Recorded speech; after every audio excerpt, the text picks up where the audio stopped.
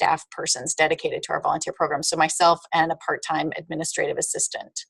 And during this time, we've worked really hard to integrate our staff and volunteers to break down those perceived barriers.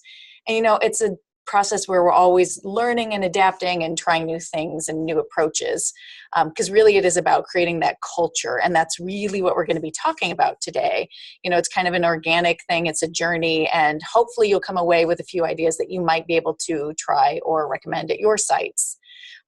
As far as my experience with Vista, we've had a year-long Vista member with our library since 2014. So we're in our 4th year working with a year-long Vista. And then last summer through Iowa Campus Compact, we added 5 summer Vistas to help with our summer reading programs, which was a tremendous success. So I do have some background working with Vistas. So hopefully what I provide is of help to you in your work. So I'd like to know a little bit more about those that we have on our call today. So Gio's kind of going to do a roll call, and if you could share with the group your name, organization, what your role is while you're there, and then what is your level of engagement with volunteers in your organization. If you're like, hey, I don't work with them, but this is how they work with us, I'd love to hear that too. So I'd like to know a little bit more about everybody on the call. Hi, I'm Megan. I'm with the Minnesota Campus Compact at Anoka Ramsey Community College, and my role is to try and build a resource center for Anoka Ramsey. And I'm the first year Vista, so we haven't created any volunteer positions yet, but hopefully in the future there will be positions for volunteers to engage with the resource center. Okay, cool, thanks. Thanks. Ariel.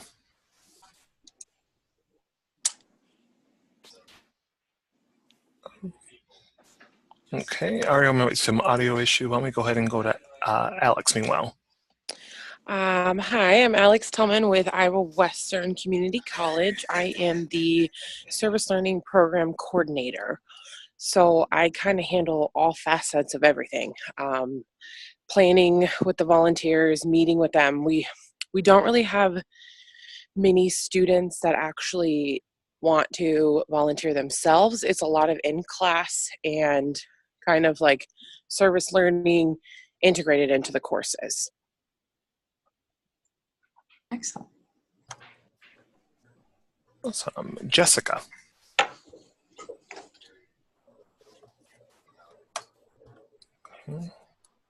Jessica, we might have some audio issues. Can we go back to Ariel?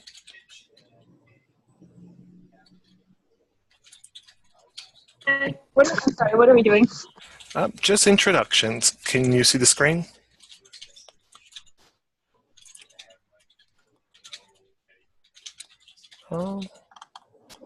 Maybe some technical issues. Jacqueline, do you want to go? Sorry. Oh, never mind. Oh, you can go first. Why don't you go? Because I'm not sure what we're doing exactly. Oh, okay. We're just introducing ourselves. I'm Jacqueline Shania. I'm the Vista leader for the College Health Corps through Minnesota Campus Compact.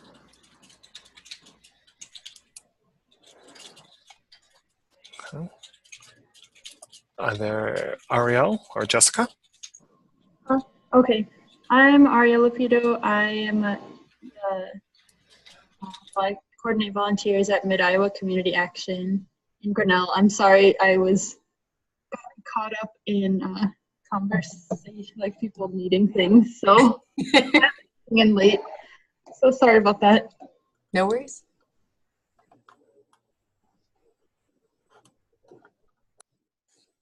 Okay, and then Jessica says she does not have a mic, but she is a Vista at South Central College, where she's creating a community garden and will be helping with organizing volunteers.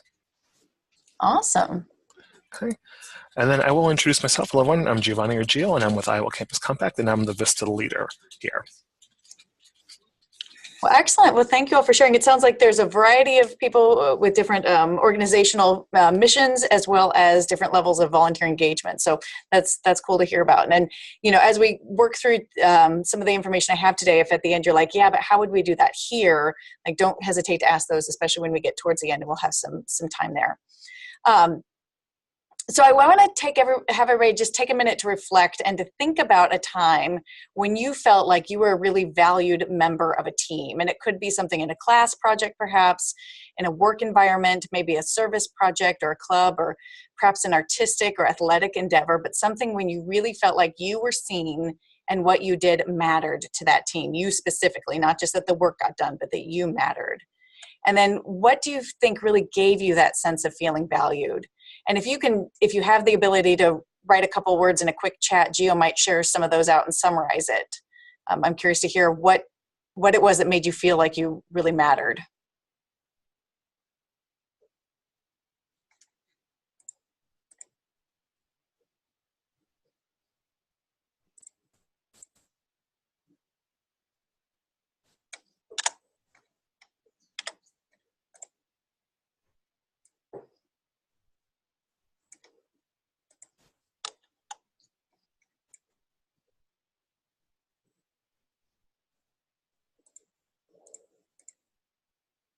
Gio, you see anything come in there?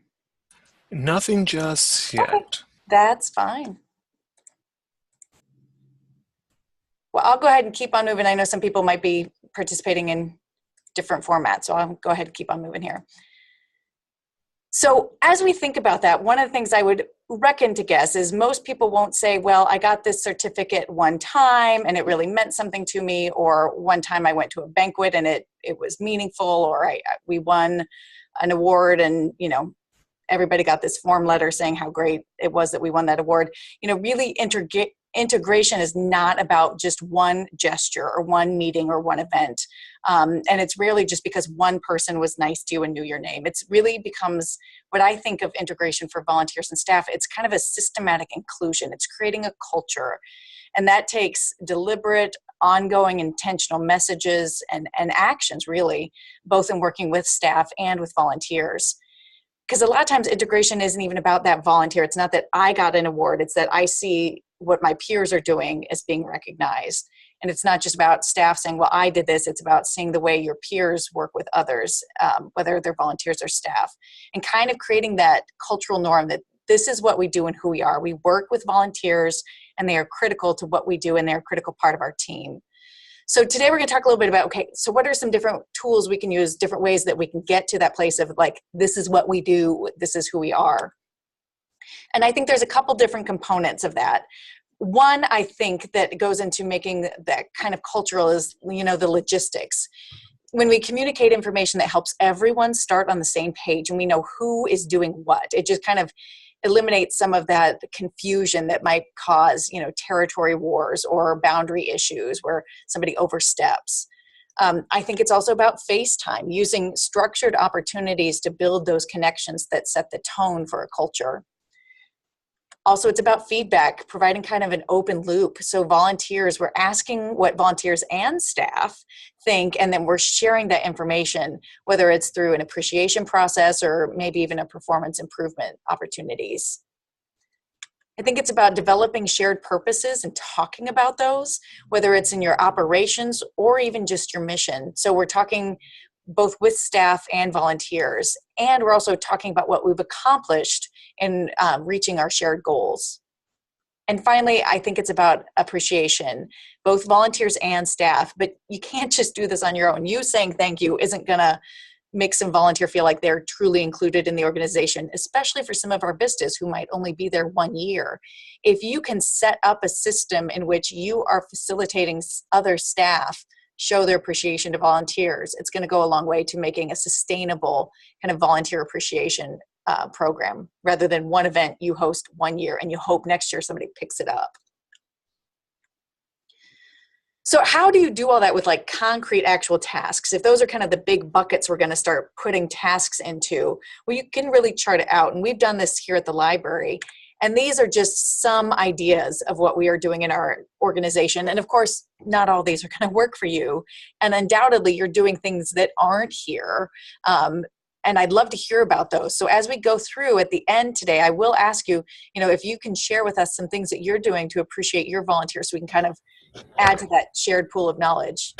Yes, Gio. Okay. So we'll add those to the end. And so be thinking about that and jot little notes to yourself so you can kind of bring some of that at the end. So let's go through these. Let's break some of these down, these ideas, and start talking as we move from ideas into like actual items that we can put due dates to and action items. So we're going to start with logistics. And again, this is about communicating the who and the what. And a lot of this happens right at the beginning of a volunteer's joining our team. One of the things that we do at the library is when a new volunteer starts, we send an introduction email to all staff. It includes a picture of that volunteer, their name, their role, their scheduled shift. And then again, there's a little paragraph about them usually, and you might not be able to read all the text here, but that's okay. The paragraph really is kind of trying to connect them back to the library and the mission of what we're doing. A lot of times I'll talk about, you know, they remember coming to the library as a kid, or now that they're retired, they love coming to the library and consider it their own heaven. So that way we're kind of already talking about why they're here and the mission of why they're here and why we're here, and trying to bridge those two things together. This is also an opportunity for me to talk about any special accommodations we might make for a volunteer. Sometimes we have volunteers who have special requirements. We have some volunteers with some audio sensory issues, so they wear headphones, noise canceling headphones, so I can talk to staff about what they're seeing. We had a volunteer with us, an individual who was gender neutral, non-binary, gender neutral, and it gave me the opportunity, with that volunteer's permission, to talk about their preferred pronoun. So that was a great opportunity to kind of help include our volunteers and make them, set them up for success within our environment by just giving the staff a little bit of information that would help avoid some questions later on. Another thing we do with a new volunteer is we add their photo to a photo directory, and that lives both in a paper version that all volunteers and staff can access, as well as an electronic version that staff can access. So it includes their name, role, a photo. And I've actually had instances where volunteers come up and say, hey, staff come up and say, hey, this volunteer in the sorter room was doing something funny. And I'm like, well, who was it? And they're like, well, I don't know their name. And I'm able to pull this out and say, well, then you got to show me their picture. I need to know who this is. So it kind of, you know, gives each volunteer an individual face and not just, oh, this volunteer did that, and then I have to sort out who that was. But we also do it to staff. So we do have a staff photo directory. So our volunteers are required the same thing. If they have a great experience with a staff member, they're like, hey, this staff member was really, you know, short with me this day. I can say, well, who was it? And then we were able to identify. But more often than not, it's not used for those times of confusion. It's used for those times of kudos, which is fantastic.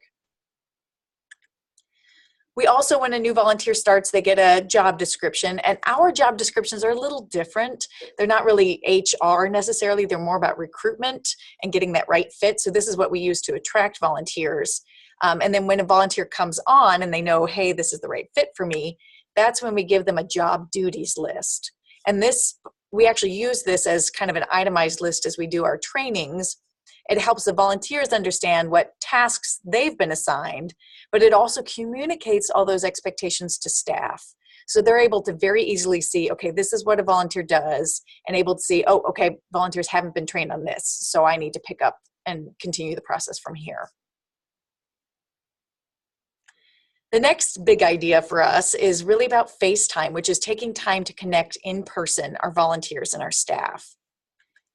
So when it comes to staff, one of the first things we do to get them to understand the integration of our volunteer program is I go to new staff orientations, and we start talking about it from day one, whether it's a 3-minute conversation with the new staff member as they're touring the building, or if we've got a group of new staff and we're doing, you know, structured trainings, I'll pop in for 20 minutes and talk to them. But that way, from day one, it is ingrained into the culture. And we talk big picture. You know, I don't get into a lot of details about all the different roles, but we talk about, you know, hey, volunteers are here to help us with anything we need help with at the library. So we're kind of setting the right tone from a philosophy standpoint rather than a nitty gritty, because they're going to be overwhelmed with that on day one. But if we can just talk about, this is what we do and who we are, we work with volunteers, we're able to kind of start them off on that right foot. It also gives them a face and a name. If they have questions or concerns, they know they can talk to me. And, you know, I can do these, but also sometimes if I can't, their supervisor will step in and talk about this. And that's great too. Even if you are there, having their volunteers speak to why they feel volunteers is important, again, just kind of reinforces that idea, and that is priceless when they're starting with they're starting with your organization.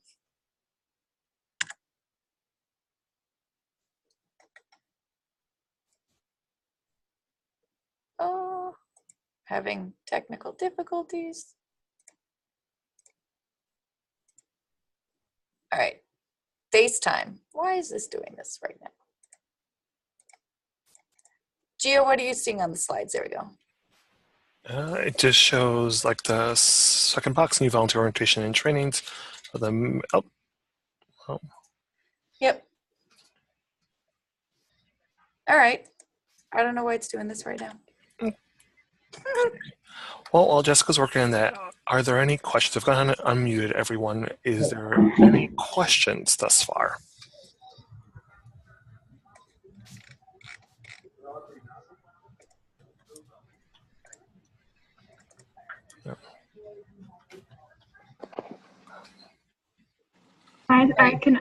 Oh, sorry.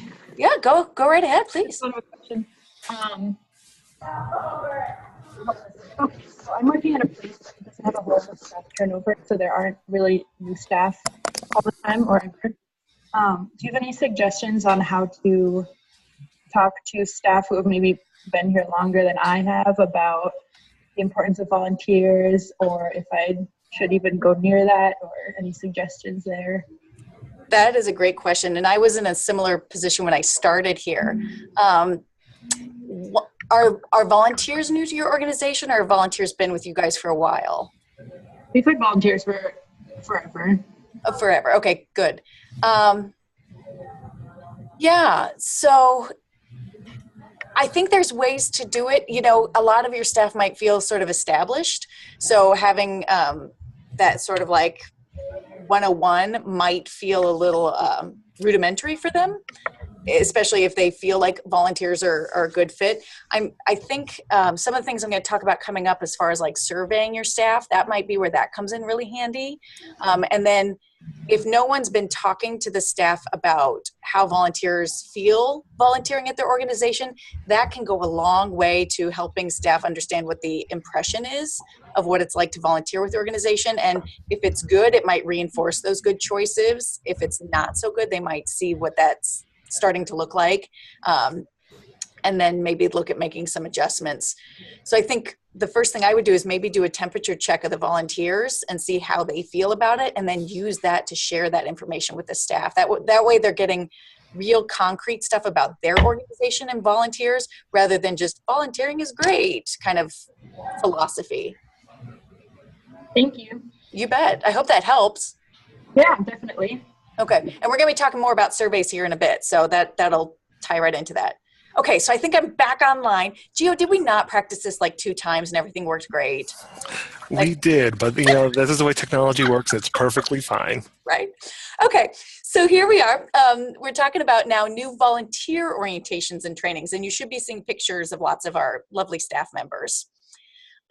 So this is one thing that we do. So it's not just me training and orienting all of our new volunteers. I have other staff helping. And that goes a long way to making more connections, so they have more connections from the volunteer side with more staff members, but also for our staff to really see volunteers, get to know them right at the beginning. And I have had so many staff members who come on as new trainers say, I didn't know they had to learn so much. So it gives them kind of an appreciation for what volunteers need to learn. And those staff members will often become champions for volunteers. So going back to your question as far as like integrating established staff, you know, if you can get them involved in maybe training some volunteers and really getting an appreciation for what they're doing, I think that goes a long way. But that also, I mean, I'm not going to lie, that takes a lot of work on your end. One of the things we do is we have, you know, very prepared trainings packets that we give our staff, and it walks through, here's the things you need to talk about. It makes it easier for those staff members so they know exactly what I need to do, what handouts I need to prepare, what I'm going to talk about. But it also makes the information very consistent for the volunteers. So we know that no matter who your trainer is, you're going to get the same kind of quality training. Then once a volunteer has come on, we do, at our organization, we do monthly volunteer meetings. You might do something similar. For us, we call them treats and trainings. And this actually came out of our volunteer survey, the first time we did a survey of volunteers for the program. They said, gosh, I really wish there was a chance to socialize and to learn more from my peers and learn more about the library. Those were kind of the three big topics. So we said, okay, we can do that. So we started these monthly treats and trainings, and often we will have guests from the staff come and talk about their area of expertise. Whether they're talking about new databases or the construction of the building, because it's a fairly new building, or programs, specialty programs we have, or how do we weed books from the collection? So kind of some of that nitty gritty behind the scenes stuff that volunteers have access to. It's also great because volunteers connect with each other and share stories and challenges and solutions. And that's a really great opportunity. And, you know, we do it for an hour once a month. I bring some cookies, you know, it's pretty easy. It's a low maintenance opportunity, but it's great face time. When we look at feedback, this is really when we get into that creating an open loop of asking for information and then sharing that feedback with them. So we'll talk about these different components. And one is a staff survey. And we do an annual staff survey where we keep a really simple survey, because what we're trying to do is gather kudos from our staff to provide to our volunteers. So it's just really 3 very simple little questions when we ask, you know, volunteers they work well with. And we get a pretty high response rate because we keep it pretty simple. About every 3 or 4 years, we do a bigger one separate from this one, where we're asking about how it's going as a program, and we get feedback on that. How easy is it to request volunteer capabilities, what they'd like to see volunteers doing that they're not doing now. So we kind of ask some of those questions. But this one is critical, and I always send this one out in January because I start gathering that information so I can share it during National Volunteer Appreciation Month in April. So just to give you a little heads up as we talk about some of this appreciation stuff, we start doing the surveys so we can have the information for our appreciation events later. We also survey our volunteers many, many, many times. Again, we do an annual survey for our volunteers where we ask some basic questions, as well as we start asking, you know, what's been your experience in working with our staff? What kudos do you have for our staff? Then we ask some big open-ended questions like, what hurdles have you faced? You know, what are the barriers to success here? What do you love most about it? What do you find most challenging? So we ask some of those big picture questions. Whenever we have like a Valentine's Day party or Halloween party or a big event at the library where we use a lot of specialty volunteers to come in and help, we do a survey with them after those events where we collect information. Everything from how the sign up for their event was to what worked well, how they felt their duties went. So we gather all that information from our volunteers after events, and then we share that with the staff. So we will send the staff member an email afterwards saying, you know, 100% of the volunteers felt they were super useful in their role. We'll include little kudos in there, like Victoria was a delight to work with. And we copy their managers on that, so their managers see how the event went from the volunteers' perspective. And we share any suggestions the volunteers have as well. When volunteers join the library, we have kind of a onboarding process. So when all that's completed, we send a survey to our volunteers, again, because our staff are interacting with them a lot during this. So we want to make sure the process is going smoothly. We want to know, you know, how prepared they felt, were there gaps.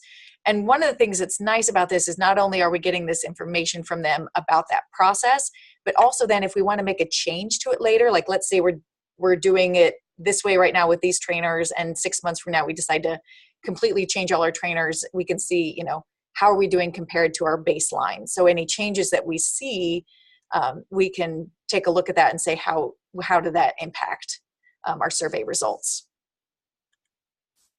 And then we share our volunteer and staff kudos, as I was mentioning along. We've asked for all these kudos in all of our surveys for staff and volunteers, so we start sharing those.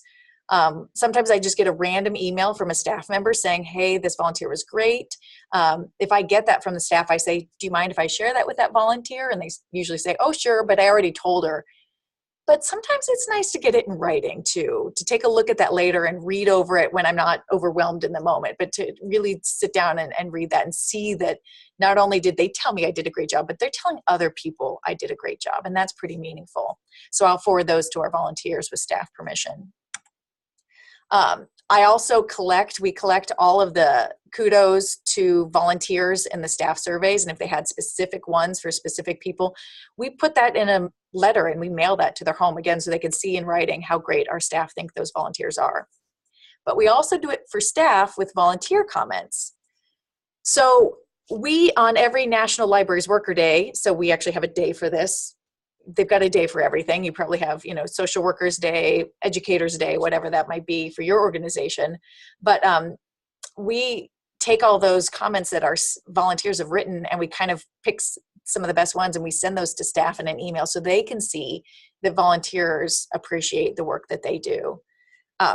We also send specific ones to staff. If we hear specific names, we will send that to the staff member and from that annual survey saying, here's some other things volunteers had to say about you. And again, I copy their manager so they know that volunteers see what they do and they see that their manager sees that, and we just kind of keep everybody in the loop. So again, we're creating that norm that everybody talks about how great volunteers are and volunteers talk about how great the staff is, and that is recognized and has value.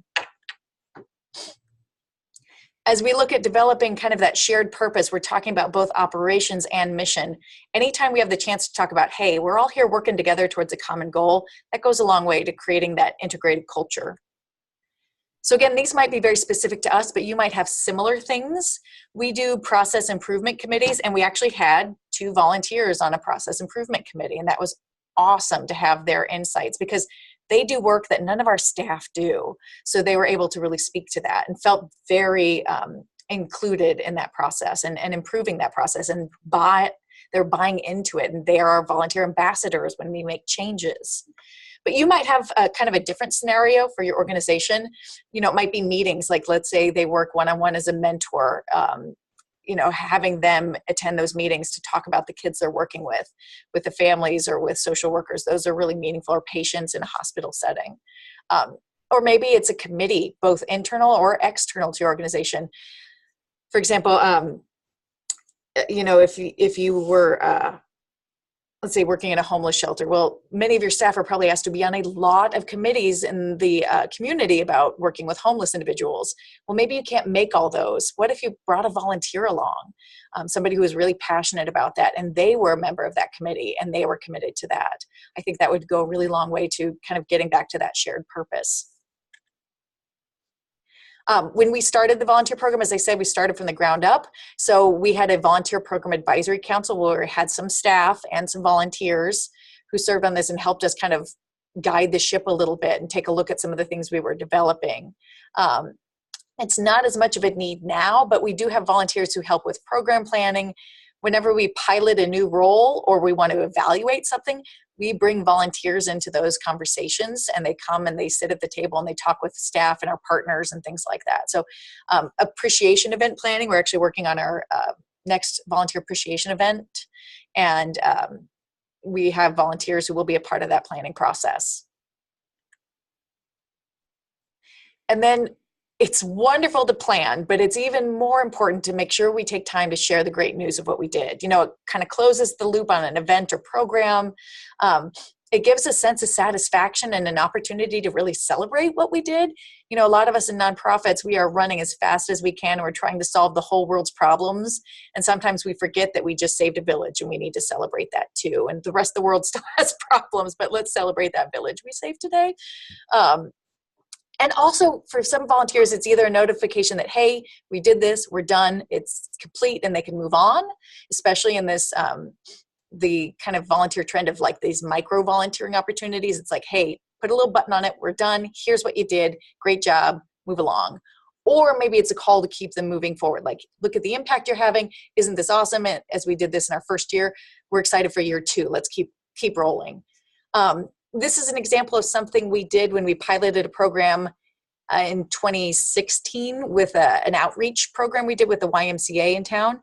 And we were able to report on outcomes as well as outputs. So we were able to say, this is how many people did it, how many minutes they read, but we also talked about, what difference did you make? And we shared the survey results, telling our volunteers that 68% of the kids they saw that year hadn't done our summer reading program before.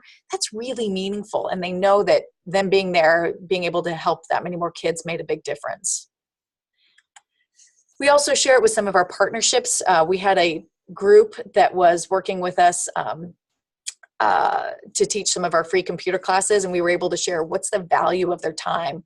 If a patron came to the library and took a free class, what would it have cost them to go and take that class at a community college? How much money did they save the community? And we were also able to put volunteer kudos from surveys in, or not volunteer kudos, actual class attendee kudos when they fill out forms afterwards. We were able to kind of compile all those and say, the volunteer was so great. She really helped me understand Word and applied for a job, and that was really meaningful. So we're able to share some of that feedback. But also, so these are things we do outside to our volunteers, but we also share some of that same information with our staff. But we also share with our staff outcomes from when we have volunteers come and do big projects with us. So we do like a day of caring. You might do like a family volunteer day or something like that. But our staff get a lot of emails about, hey, we're preparing for this event. They help us set up. Maybe they help gather supplies or make the connections. So rather than just talking about all the prep work we do, we send an email to staff, the next day, typically saying, hey, this is what we did. How many volunteers helped? This is the impact. These volunteers in one day saw almost 3,000 students. Here's some great quotes from the event. So we're able to really talk about what the point is of why we do it, rather than staff going, yeah, we always hear about this every May and it's this big to do and we get ready for it. I don't know whatever happens to that. They're able to start to put some of that information behind there. And to your question about, we've always worked with volunteers, if we're taking time to really talk about, yes, and this is what they're doing on occasion, it might make a big difference. And it's not anything more time consuming than sending an email talking about the impact.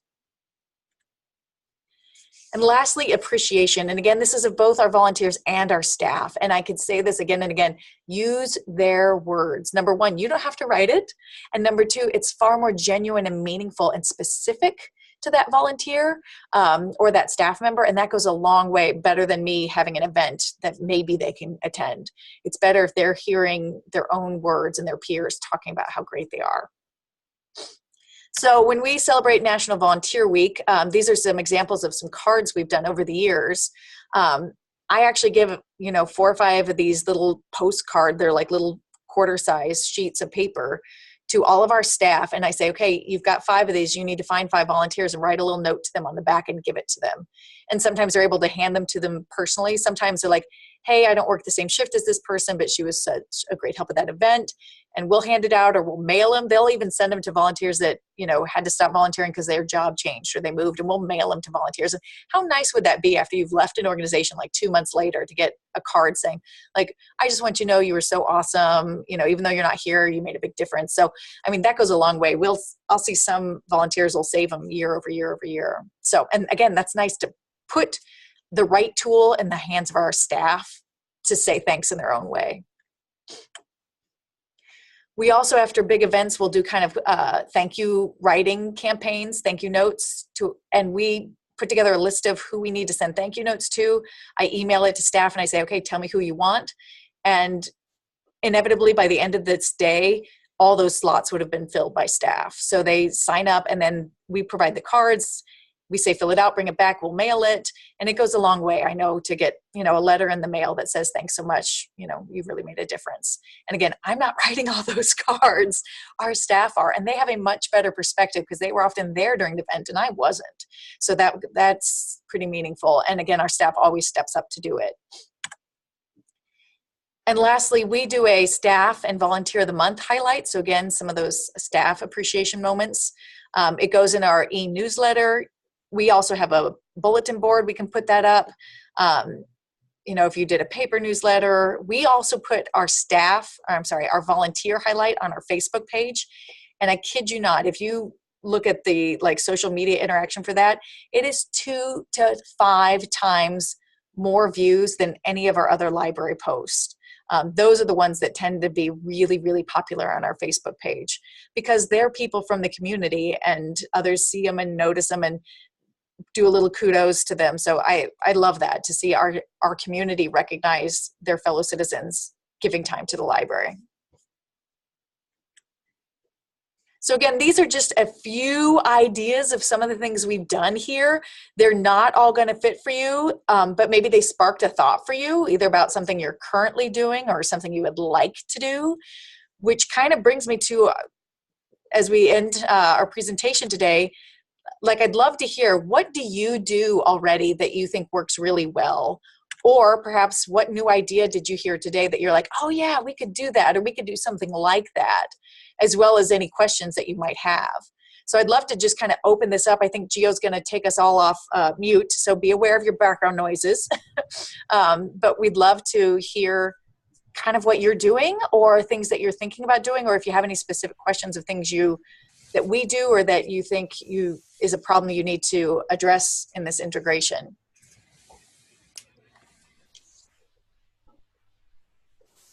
Thoughts? I'll go first.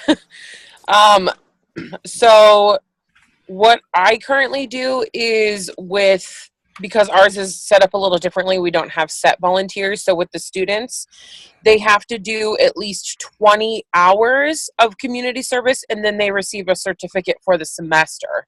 And I do that every semester. Okay. And then I do like going through, like, because like I said, our volunteers are mostly like in class, or a lot of our athletes. So I go into the classroom, I make myself available, especially for having a big event. Like right now we have a huge event that we do with for preschoolers that come on campus. So I go to the classroom during work days and make myself available so that there's no like miscommunication, so that, there's always, instead of the answer coming from the instructor, it can come from, like what should really be done, what we should really be focusing on, stuff like that. And then I do surveys after each event for each student, but I'm gonna start doing them for the instructors. And right now I only relay that information to my supervisor. So now I'm gonna implement like reporting it back to the actual instructor. So maybe if they wanted to change something, or if if there was just a result that they didn't really like more, or something that they could, we could work on for next year. So that was a great idea that I got. And then sending the results out, like not the survey results, but like the results that happen at the end of each event, like what we did, what we collected. I do it right now on social media, but I don't actually send it out to all of our faculty and staff, which makes sense. Like you said, they hear about this event that's going on and all this planning and implementing, and then they're like, oh, well, what happened? Right. So yeah, it was like a light bulb moment, like, oh, duh. Well, I love those light bulb moments. Thank you for sharing, Alex. And, I think I loved what you said about just being in the classroom, just being there. Yep. Goes a long way, so they put faces and names and understand that you're invested in this. You didn't just, shoot off an email from your office and not show up. Like, you're invested and they're there. I think that's awesome. Yeah.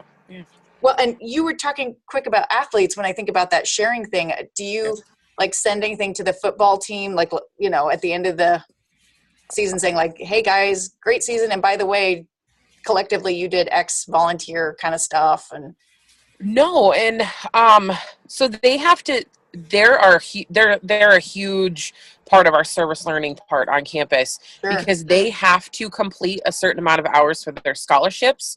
So I didn't know this until when I started my AmeriCorps term. And so I've become very hands-on with the athletic director. So like I said, like I send out these certificates to them, but I don't send their total of what the actual team did. So yeah, that's another one that's like so they can feel proud about what they're doing.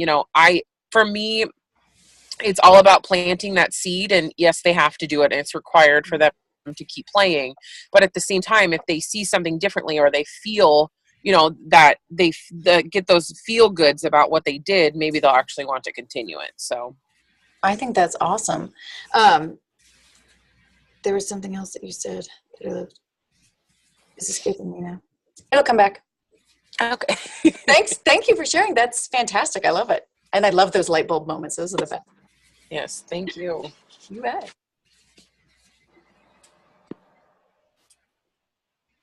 Do you have any suggestions for recruitment? Oh, so this is when I admit that recruitment is not my biggest problem. My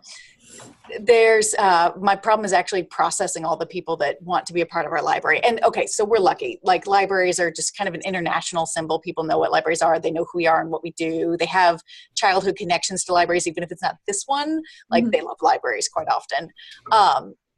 But having said that, I've done much harder recruitment jobs like Meals on Wheels and stuff like that before. When it comes to recruitment, I think, I've heard a lot from our volunteers that they love our staff. And again, we're a very public building, and we don't have to explain who we are or what we do. When I think of other organizations that do have to do that, a lot of times they will, social media can be a tool, but it's more of an introduction rather than an actual, like, bringing people on, I personally feel. A lot of times when I'm looking at recruitment, I have another presentation that I do about writing good job descriptions. And I think recruitment oftentimes is about developing the right jobs that people want to do. And I think that's hard. Some organizations, nonprofits, are especially bad at this. Still have this mindset that all of our volunteers are baby boomers who have all this time and they're retired and they want to do this, or they're stay-at-home parents and the kids are at school. And that's just not the way we operate anymore. A lot of our volunteers, the phrase I use sometimes and have heard is parachute volunteering. So I want to drop in and do something awesome, and then I got to get out because I got 10 more things to do. So if you can develop jobs that are super flexible, our best recruitment volunteer role is our Adopt a Shelf program, in which volunteers have a bank of shelves that they come and shelf read and make sure everything's in the right order and clean.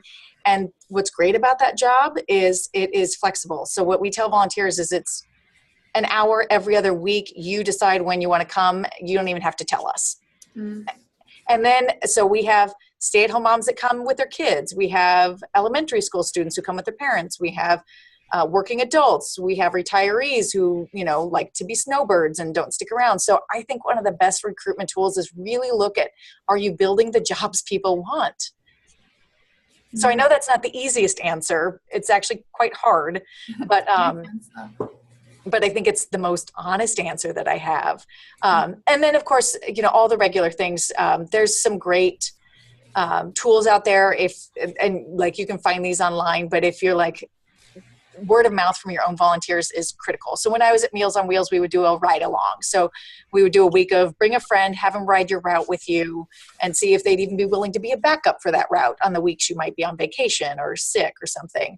And then sometimes as Alex said, they catch the bug, they get that feel good feeling, and then they're like, yes, I can do this. And so then they might start to step up a little bit. I've seen clever little ploys where we need s'more like you, and they package a s'more bar, and like volunteers will give them out to their friends with information about what we do at the thing. I've had non-volunteers come to our treats and trainings just to see what it's like. So if you can do some open houses sometimes, if you're a place that has, foot traffic, that could work. But honestly, I think recruitment and retention is building the right volunteer roles that meet the needs of those we're trying to work with. Because the biggest barrier for most people, I think, is scheduling. Mm-hmm. Did that help answer, Jacqueline? Yeah, absolutely. Thank you. Sure.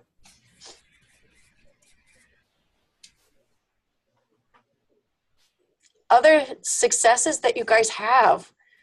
What do you do to show your volunteers that they're part of your group? So I will go ahead and go. And so my volunteers, as same as Jacqueline's, they are VISTAs or National Service Members or your full-time AmeriCorps. And so some of the things I do or have done, I did actually start last year, was actually send out a thank you letter. So I actually type it up and then have everyone in the office sign it, and then we mail it to them about a month before their service ends, just to show our gratitude, because we don't get to see them on a daily basis, or we don't, more than that, we don't get to see them on a daily basis. They have their supervisor, and I'm sure they receive the gratitude from that end, but we just want to reinforce the gratitude that we have for their year of service, because it's not easy, as all of us should know, it's not easy being an AmeriCorps Vista or National Service member. Outside of the end of the year, I also do like a 6-month postcard, and so I kind of pick my favorite inspirational quotes and mail those out. So if you're on the phone and you're an IAC member, expect that soon. That's awesome.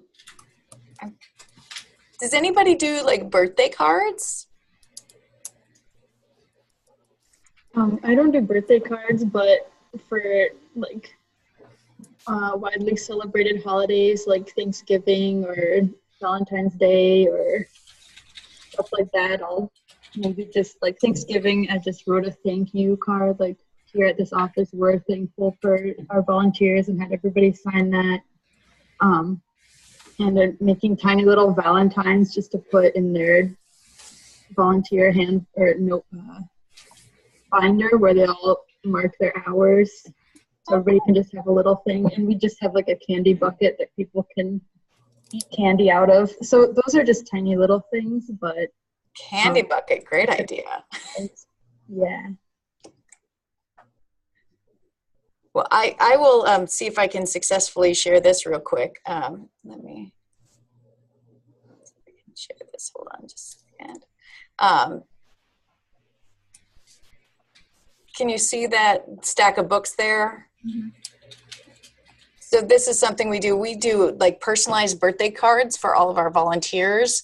And I actually, for the record, have a volunteer make these. I don't make them. We have a volunteer that makes them. And so you could see that it's got like, some standard dates, because this is our 5-year anniversary of working with volunteers. And then over in these columns, these two are personalized for the volunteer. And I had one walk into my office. So we change the look every year, but this is the look this year. And I had a volunteer walk into my office, like literally the second week of January, going, I just got my birthday card and it's just so great. So, she really felt like it was personalized, and that was pretty meaningful to her, which I kind of loved. But it doesn't cost us much money to do that. Or time, because I have a volunteer do it.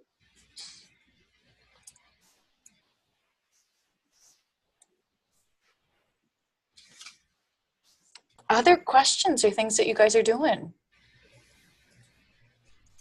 I have another question. Yeah. How do you get such strong staff buy-in? It sounds like all the staff are really on board with taking the time to recognize volunteers and all of that. That's a great question, Jacqueline, and I won't lie, it's a bell curve. We have some staff that love it and are always on it and do things on their own that I don't even know about, and that's awesome. The majority of the staff do things when I ask them.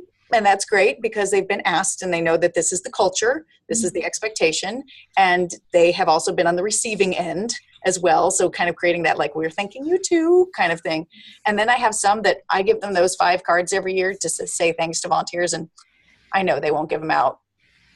And that's fine.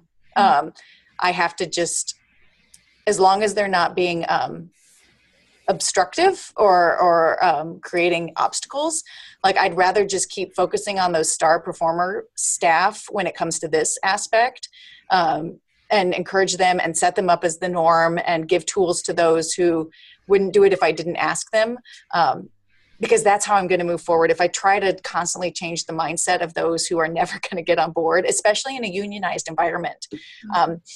I know of a couple staff who don't think volunteers should be here. And they can think that, and that's, but honestly, they kind of keep that to themselves, and I see it more in the disinterest than any kind of like open aggression. And that's okay, but I think the tides have turned enough that they can't speak up and know that if they said to their supervisor, well, we just shouldn't have volunteers, that anybody's going to get on board with that. So, again, it's setting that cultural norm and then focusing on the people who are really moving your you forward. But why I think we do in general, though, is I have a supportive management team who knows that we couldn't do what we do without volunteers. Volunteers last year for our organization did about 10,000 hours, and we just don't have that kind of staff time. Our volunteers, when we first started working with volunteers here, and I was trying to get that staff buy-in, I went for low-hanging fruit. I went for volunteers who were at the time well-loved library patrons, and staff were like, oh, she's so great, you should ask her to be a volunteer. And you can bet I went and asked her to be a volunteer, because if they already love them, then my job is 75% of the way done. Now I just need to get them the information they need to be successful, because they're already beloved. And I still do that to this day when we're piloting new projects. I have the star performers that I reach out to, and those are the volunteers I get on board first, because I know they are most likely to move the needle on staff and get on staff really buying in. So I think that goes a long way. And we have staff who their children are volunteers or their spouses are volunteers. So again, it took this, volunteers are going to be here to take my job, and turned it into real people. Mm-hmm. And again, I think that's how those emails go. I'll send out an email, and probably about every 10th new volunteer email I send out, somebody responds back with, oh my gosh, that's my neighbor, or my kids go to school with her kids, or, oh yeah, he was my 5th grade teacher. So again, it's putting that very personal, I can't just eschew myself from volunteers and say, well, I don't want anything to do with them, because all of a sudden they're real people to me. Thanks. You bet.